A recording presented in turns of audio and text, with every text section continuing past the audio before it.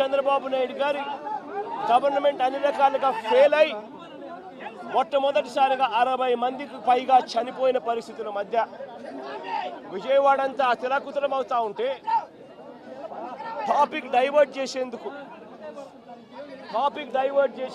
ఒక దళిత ఎంపీని 4వ తారీఖు రాత్రిని అరెస్ట్ చేస్తారు. విజయవాడ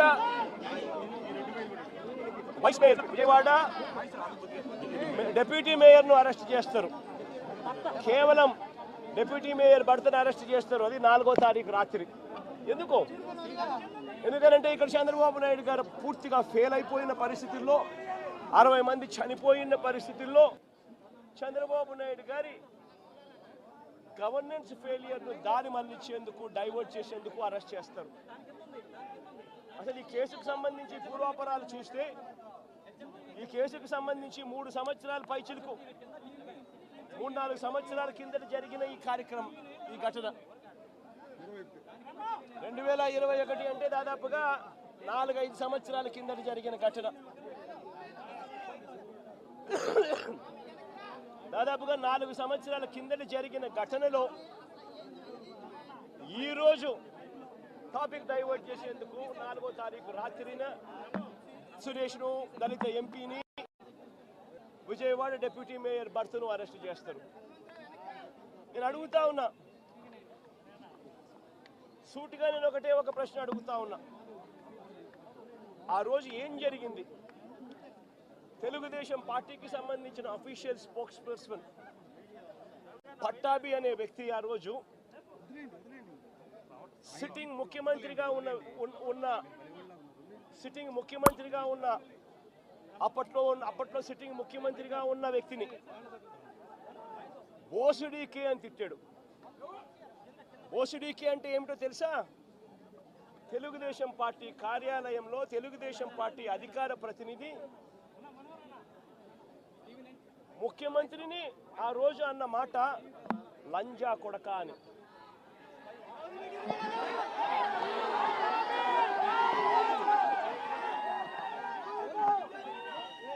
నిజంగా ఆ మాదిరిగా ఒక వ్యక్తి తిడితే రాష్ట్ర వ్యాప్తంగా ఆ ముఖ్యమంత్రిని ప్రేమించే వాళ్ళు, వైఎస్ఆర్ కాంగ్రెస్ పార్టీని అభిమానించే వాళ్ళు, రాష్ట్ర వ్యాప్తంగా ఉన్న వాళ్ళందరికీ కూడా కడుపు మండదా? ఎవరైనా చెబితేనే వాళ్ళు వచ్చి చేస్తారా? కడుపు మండిన వాళ్ళు, ఈ అన్యాయాన్ని చూడాలనుకునే వాళ్ళు, చూడకూడదు అని అనుకునే వాళ్ళు కొంతమంది తెలుగుదేశం పార్టీ ఆఫీస్ దగ్గరికి వెళ్ళి అటువైపు నుండి తెలుగుదేశం పార్టీ వాళ్ళు తప్పు చేసిందే కాక ధర్నా చేయడానికి వచ్చిన వాళ్ళ మీద దాడి చేయడానికి కూడా ప్రయత్నం చేశారు. ఆ దాడి జరిగిన పరిస్థితుల్లో, ఆ తోపులాటలో, ఆ తొక్కిసలాటలో తెలుగుదేశం పార్టీ ఆఫీసు మీద కొద్దో గొప్ప రాళ్ళు పడిండొచ్చు. నేను అడుగుతా ఉన్నా, ఆ జరిగిన ఘటనను ముఖ్యమంత్రిగా నన్ను అన్నా కూడా నేను చంద్రబాబు నాయుడు గారి మీద కక్ష సాధింపు చర్యతో వ్యవహరించాల. రాళ్ళు పడినాయి అని చెప్పి ఎప్పుడైతే తెలిసిందో వెంటనే అటువంటి ఆ ఘటనకు పోయిన వాళ్ళందరినీ కూడా ఎవరెవరు పోయారు అని చెప్పి ఆధారాలు చూసి, అక్కడ ఉన్న సీసీ కెమెరాలో, అక్కడ ఉన్న ఒక్కొక్క సెల్ ఫోన్ లొకేషన్స్, ఇవన్నీ ఆధారాల మేరకు చూసుకొని ఎవరెవరైతే పోయారో వాళ్ళందరినీ కూడా 41A ఇచ్చి వాళ్ళందరినీ కూడా అరెస్ట్ చూపించి కోర్టులో ప్రొడ్యూస్ చేయడం కూడా జరిగింది. ఎందుకంటే 7 ఏళ్ల లోపు ఉన్న కేసు ఇది. శిక్షా కాల పరిమితి 7 ఏళ్ల లోపు ఉన్న శిక్షా కాల పరిమితి ఉన్న కేసు ఇది. కాబట్టి దీంట్లో అరెస్ట్ చేయడం అన్నది it does not serve the purpose. కాబట్టి 41A ఇచ్చి కోర్టుకు హాజరుపరచడం కూడా జరిగింది. మన ఇంత నిబద్ధతతో ఆ రోజు మేము అడుగులు వేసాం. ఇంత నిబద్ధతతో ఆ రోజు నిబద్ధతతో అడుగులు వేసి వాళ్ళందరినీ కూడా హాజరుపరిచి 41A కింద వాళ్ళందరికీ కూడా నోటీసులు ఇచ్చి వాళ్ళందరినీ కూడా కోర్టు ప్రొడ్యూస్ చేశారు. నేను అడుగుతా ఉన్నా, ఈరోజు సురేష్ కానీ లేకపోతే వీళ్ళు అరెస్ట్ చేసిన డిప్యూటీ మేయర్ హస్బెండ్ కానీ వీళ్ళల్లో ఏ ఒక్కరైనా కూడా ఆ రోజు కనీసం లొకేషన్లో ఉన్నారా?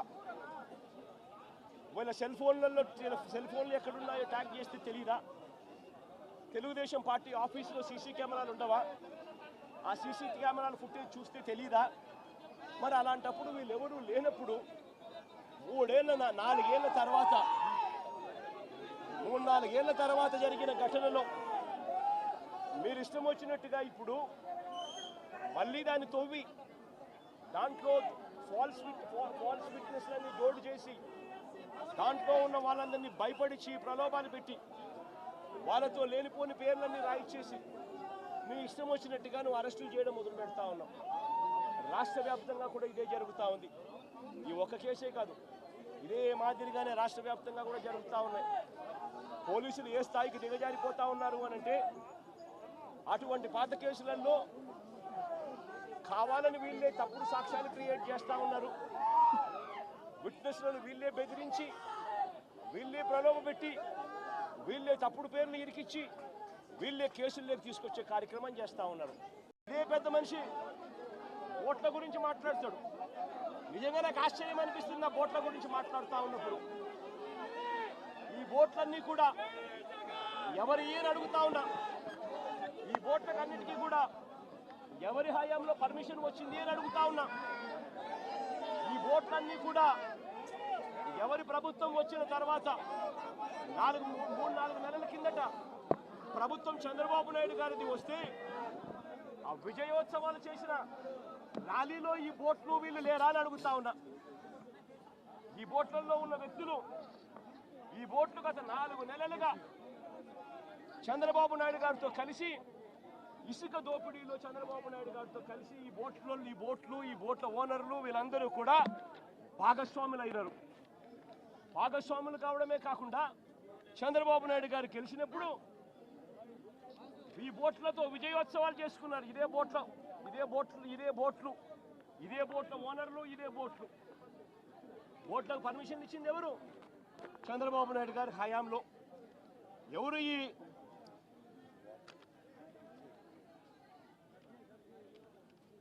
ఈ ఊషాద్రి అనే మనిషి ఎవరు? చంద్రబాబు నాయుడు గారితోనూ లోకేష్తోనూ ఇద్దరితోనూ కలిసి దిగిన ఫోటోలు కనిపిస్తూ ఉన్నాయి.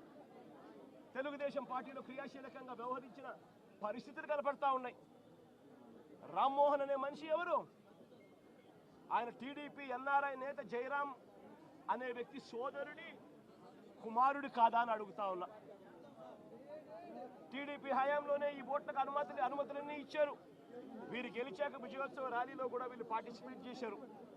తెలుగుదేశం పార్టీకి చెందిన ఆలూరు చిన్న అనే వ్యక్తి ఎవరు? ఈ వ్యక్తి ఎవరు? తెలుగుదేశం పార్టీకి ఉన్న సంబంధాలు ఏమిటి? ఇంతమంది బోట్లు అన్నీ కూడా తెలుగుదేశం పార్టీ వారియే కనిపిస్తూ ఉంటే ఈ బోట్లు వరద కారణంగా ఈ బోట్లన్నీ కూడా ప్రకాశం బ్యారేజ్కు కొట్టుకొని వస్తే ఆ కొట్టుకొని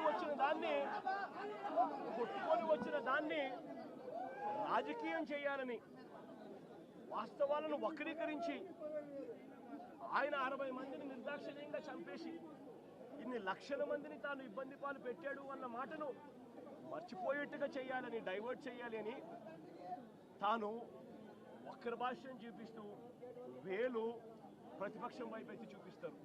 నేను అడుగుతా ఉన్న చంద్రబాబును, అయ్యా దాదాపుగా మీ ప్రభుత్వం వచ్చి 3-4 నెలలు అవుతా ఉందయ్యా. 3-4 నెలల నుంచి మీ ప్రభుత్వం ఉంది. 3-4 నెలల నుంచి ఉన్న మీ ప్రభుత్వంలో ఏదైనా జరిగితే ఓనర్షిప్ తీసుకోవాల్సింది మీరు, ప్రజలకు క్షమాపణ చెప్పాల్సింది మీరు, ప్రజలకు తోడుగా నిలబడాల్సింది మీరు.